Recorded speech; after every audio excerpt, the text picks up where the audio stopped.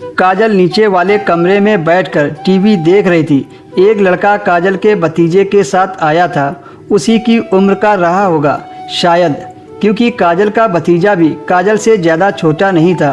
वह उसकी सबसे बड़ी जेठानी का बेटा था और काजल उसकी सबसे छोटी चाची थी। उसके भतीजे का दोस्त उससे 3-4 साल बड़ा होगा और काजल की हम उम्र का ही होगा। उसके दोस्त का नाम सूरज था और उसके हाथ में एक छोटा सा ब्रीफकेस था और एक बैग कंधे पर लटक रहा था। सूरज ने काजल की जेठानी से नमस्ते किया और काजल की तरफ देख कर मुस्कुराने लगा। इससे पहले काजल ने सूरज को कभी देखा नहीं था। फिर सूरज ने काजल को भी नमस्ते कहा। काजल ने हल्की मुस्कान के साथ जवाब दिया तो उसके भतीजे राजू ने बताया, ये सूरज है, ये मेरा खास दोस्त है और कुछ दिनों तक ये हमारे घर रुकेगा।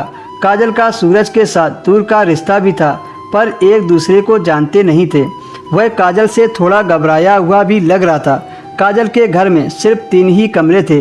नीचे वाले कमरे में जेठानी जी रहती थी, ऊपर वाले कमरे में काजल रहती थी और एक कमरा ऊपर में खाली पड़ा था जिसको उन लोगों ने किराए के लिए दे रखा था। काजल ने राजू को आवाज़ लगाई, सूरज को ऊपर वाले कमरे में ले जाइए। राजू काजल का भतीजा कम देवर ज़्यादा लगता था।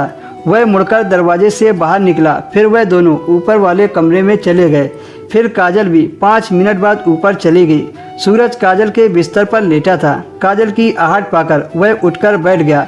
फिर काजल ने सूरज से पानी के लिए पूछा पर उसने इनकार कर दिया। फिर काजल ने पूछा, आप रमा के भाई हैं ना? काजल ने कहा, मैं रमा को जानती हूँ। कुछ ही साल पहले उसकी शादी मेरी दीदी के देवर से हुई थी और इस रिश्ते से तुम मुझे दीदी कह सकते हो। लेकिन उसने नहीं कहा। सूरज ने कहा, मैं आपको दीदी नहीं बोल सकता।